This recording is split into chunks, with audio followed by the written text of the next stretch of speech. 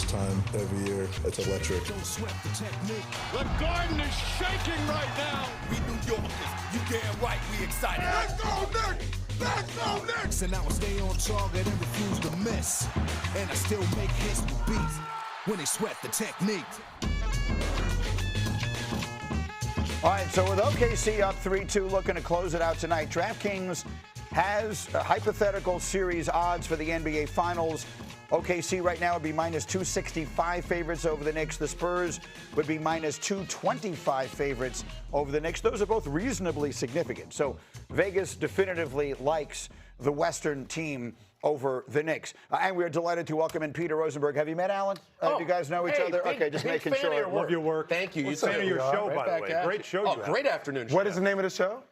Don, Hunt, and Rosenberg. For those of you not aware, they host the afternoon show together on ESPN Radio New York. And Peter will dive into the wrestling a little bit later as well. But let's start with the Knicks of it all. I want you to hear what yesterday Kendrick Perkins and Vince Goodwill had a conversation about the Knicks' star power compared to the rest of the playoff field. I think you'll find this interesting. Name me a better duo that's in the postseason right now than Karl-Anthony Towns and Jalen Brunson. Don't have one for you. So, okay, so I've never seen a team complete and win a championship without having a Batman and Robin. Do the Spurs have a Batman and Robin right now? You take it too long. No. Okay. Do OKC have a Batman and a Robin right now? No, their Robin is hurt. Okay then, but the Knicks do. So is that right? You're questioning it right off the bat? Well, because the Robin for OKC is an entire bench. Yeah. What do you mean? The Robin has been a different Robin every night. Isn't that a great problem to have? But the point is no Jay Will. No offense. Like the injury, the hamstring injury. That's his Robin. All right, not so Chet. I'll give you a different Robin. He's probably not most of the times compared to Karl-Anthony Alex Towns. Caruso. Yeah. He's that dude is one. like Agent Chaos 24/7. You know, my bigger question would be, does it matter? No. Not when you're that deep. And by the way, tell me. The biggest star in the playoffs ain't a Knick. Right. Let's get that straight. The biggest star in the basketball world is in San Antonio. Right. And will be for the foreseeable future. With health, it will be him. Right. It will not be anybody in New York. It won't be anybody in LA. It will be him. It's interesting to just talk to people internationally about waking up at 7 in the morning to watch live because they want to see Wembanyama, period. Not waking up to see the Knicks. Right. By the way, that series with two small market teams outdrew the Knicks Cavaliers by 2 million people in game one. Nobody here wants to hear that in this city. Well, listen, because it's competitive. The other series wasn't. No. It's not competitive. No, game one, Alan, it's because people looked at that series and saw two great teams potentially, and there was no attraction to the other team.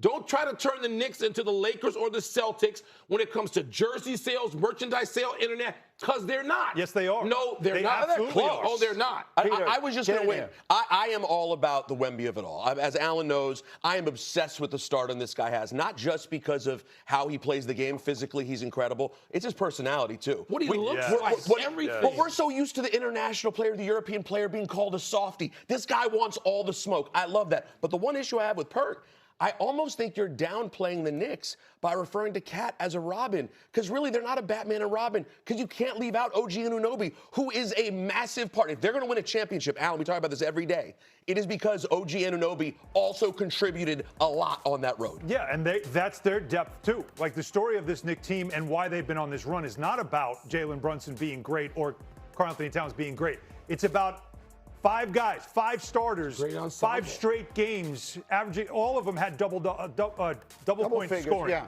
And that, to me, is what the team aspect is, why they're winning, not because of a singular star. The truth is, Jay Will, the point that you were making about how OKC has all these Robins, the Knicks kind of do too. Because on any given night, it might be Mikal Bridges, and certainly the game is played on both sides of the floor. Mikal Bridges is doing that on the other side. I think people may be overlooking a little bit of how good the Knicks have been, and I did an essay on this yesterday trying to combat this by diminishing the opponents they're playing. And that's fine. You want to say the Sixers and the Cavs weren't the best competition, you're probably right.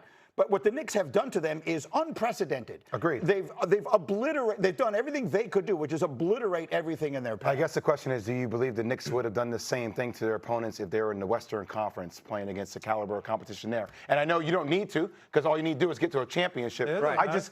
I don't think that the Knicks and OKC are in the same class. I think that's okay. I think so. It doesn't mean that the Knicks don't have a chance to win. I just think that the depth and the style in which OKC plays is a worse matchup for the Knicks than the San Antonio Spurs because of the experience along with the depth. What seems cool to me, you know, as an old person who came of age with those great Knicks teams, that's when I've started following basketball as a kid with my father, is that those teams were an ensemble.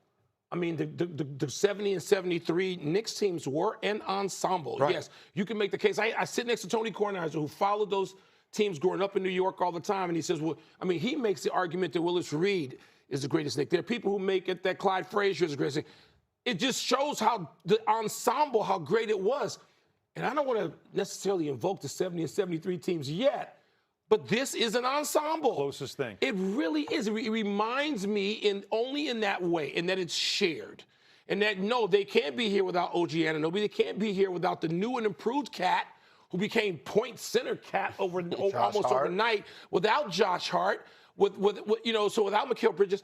I think that's the wonder of this Knicks team. Actually can invoke it also for this reason. They've only been in the finals twice since. Right. They've only made it this far since 1973, 94. But that team was so different in that you had a dominant figure in Patrick Ewing. Right. A dominant player. You knew who Batman and Robin was. Right. He was both of them. Here's all you need to know. We had Clyde Frazier on our show 2 days ago. Yeah. And we asked him about the comparisons to his teams of the 70s that went to 3 finals and won 2 championships and had 7 Hall of Famers on the 73 team. And he said, and if he says it, because he would never throw this stuff around like easily, he said, it reminds me, this team and the way they play reminds me of our team in 73. Which that is the highest compliment you can pay when you're Clyde Frazier. Okay, so let's table this one for the moment. We have a lot more to do on all of the basketball. But, Peter, what are your plans for the weekend? Oh, I'm going to be going to Turin, Italy. Let's take a little trip overseas, shall we? Is learning what a grind a long NBA season can be. He's never played this many games, and he's averaging more minutes per game than he ever has, including those 49 minutes in the Game 1 double overtime win over the Thunder. After his worst game of the series last night, some are wondering if Wemby is just flat out tired. That's our take 2. Wemby got pumped last night. He got pumped. The brother is very, very skinny. And Isaiah Hartenstein and them brothers throwing bodies on him. On offense, he shot 4 of 15, 27%, his worst shooting performance in 15 career playoff games. He can't have 15 shots last night and get them a win. He had to have 20. They were frazzled last night. They were not crisp.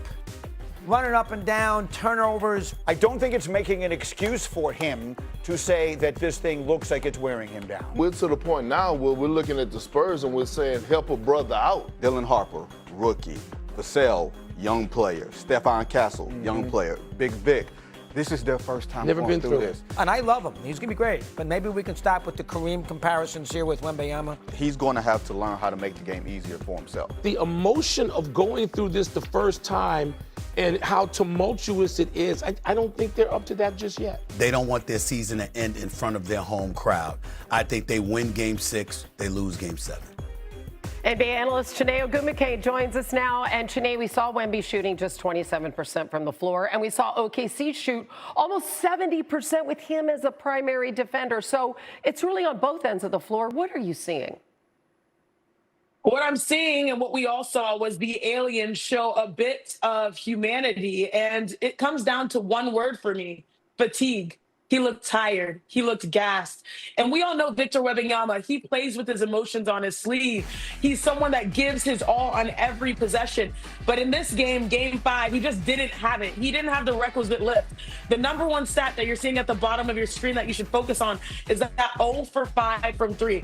Anytime someone shoots, someone that was shooting 43% going into Game 5 in this series is 0 for 5, that shows me they don't have their legs. And I remember, Hannah, seeing one play in transition. He was wide open. They throw up the alley-oop. Normally that leads this show right here, SportsCenter, at #1. Instead, he stuffed himself. He didn't finish that traditional signature alley-oop dunk. And so he did not have his energy. Hopefully he'll find that easier back home in San Antonio. Yeah, and hopefully that crowd will carry him for sure in that adrenaline. Meanwhile, on the other end of the spectrum, we got the Knicks. They're getting plenty of rest. It's going to be like 9 days off before the finals. Who should they hope comes out of the West, Janae? So if it's one individual player that I want to avoid at all costs, it's Victor Wembanyama, the alien, in normal circumstances. But if it's one team that I want to avoid, it is the Oklahoma City Thunder. It's because this Thunder team is built to withstand. When you look at their production, it's not just Shai Gilgeous-Alexander who wakes up and gets 30 points per game. It's the fact that they have depth. I don't know what kind of animal it was, that mythology figure where it's like you cut off one head and another one grows. That's what's happening with the Oklahoma City Thunder. You think about A.J. Mitchell being down, J-Dub being down. Oh, no big deal. I'm just going to start Jared McCain and he's going to drop 20 and hit 3 threes. Oh, I'm just going to have Alex Caruso shoot near like 50, 60% from corner threes and give me 22 points. So overall, they have so many players ready for the moment. That is a tough pill to swallow if you're the New York Knicks, starting off a NBA Finals in the West on the road. Listen, both Western Conference teams are currently favored against the Knicks, according to DraftKings. I think that Knicks fans will have a lot to say about it's their year. I agree. All right, Janae, we appreciate you as always. Thanks.